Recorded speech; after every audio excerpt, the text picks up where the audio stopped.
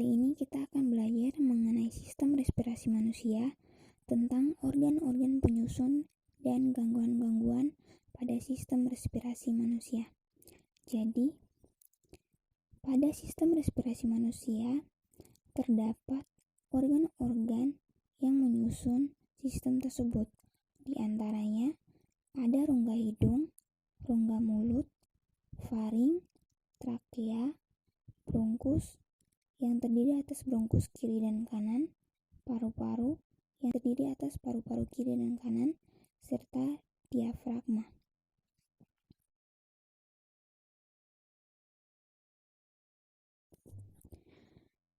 Setelah mengetahui organ-organ penyusun sistem respirasi manusia, selanjutnya kita akan mengetahui gangguan-gangguan apa saja yang dapat terjadi pada sistem respirasi manusia.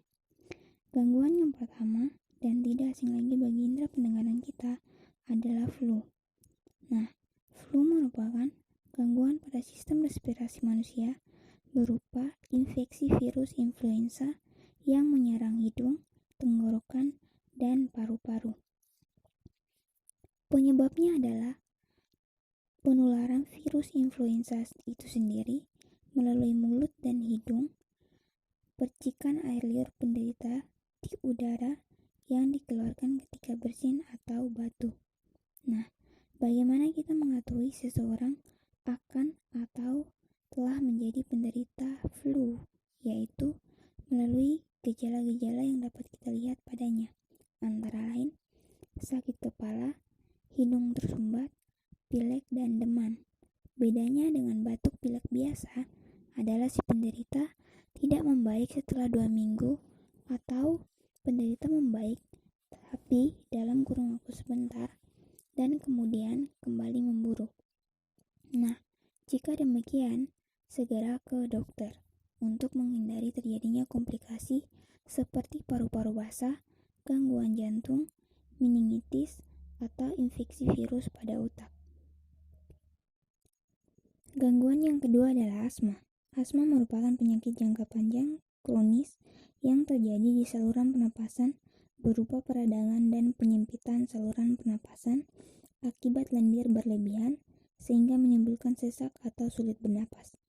Gejalanya yaitu nyeri dada, batuk-batuk, dan mengih. Pengobatannya yaitu mengenali dan menangani gejala, inhaler pereda, dan obat-obatan atau segera ke dokter jika membutuhkan penanganan yang lebih. Komplikasinya yaitu masalah psikologis, sering merasa lelah, status asmatikus, pneumonia, gagal pernafasan, kerusakan pada sebagian atau seluruh paru-paru dan elektalis, serta kematian. Gangguan berikutnya adalah TBC atau tuberkulosis, merupakan penyakit paru-paru akibat infeksi bakteri Mycobacterium tuberculosis, dapat dikenali dengan gejala batuk yang berlangsung lama, demam, lemas, berat badan menurun, tidak nafsu makan, nyeri pada dada, dan berkeringat pada malam hari.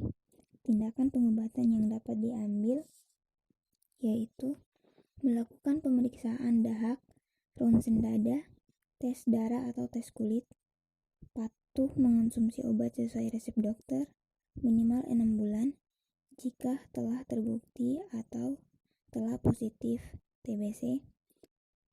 Untuk tindakan pencegahan, pada bayi yang belum berusia 2 bulan diberi vaksin, mengenakan masker saat berada di tempat ramai, dan tidak membuang dahak atau meludah sembarangan.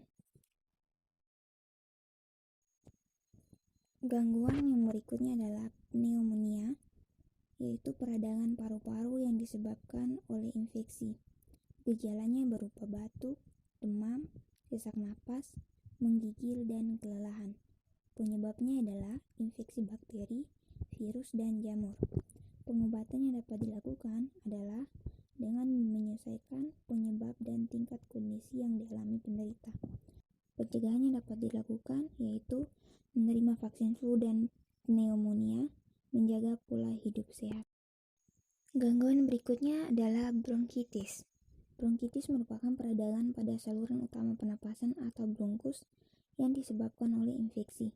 Gejalanya berupa batuk yang berkepanjangan, sesak napas, dan sakit tenggorokan. Pencegahannya melalui memperkuat daya tahan tubuh dan menjalankan pola hidup yang sehat, serta mengantisipasi diri ketika bertemu dengan orang yang sedang sakit batuk atau pilek. Gangguan berikutnya yaitu rinitis, yaitu peradangan pada rongga hidung akibat reaksi alergi.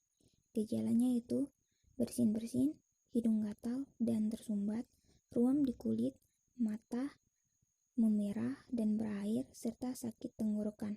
Pencegahan yang dapat dilakukan yaitu menghindari paparan faktor-faktor pemicunya, yaitu alergen, pemicu alergi. Gangguan yang berikutnya yaitu sinusitis, yaitu peradangan pada dinding sinus dengan gejalanya yaitu rewel, batuk, pilek jika pada anak-anak, pembengkakan di sekitar mata, nyeri pada wajah, ingus berwarna kuning kehijauan, dan menurunnya fungsi indera penciuman pada orang dewasa.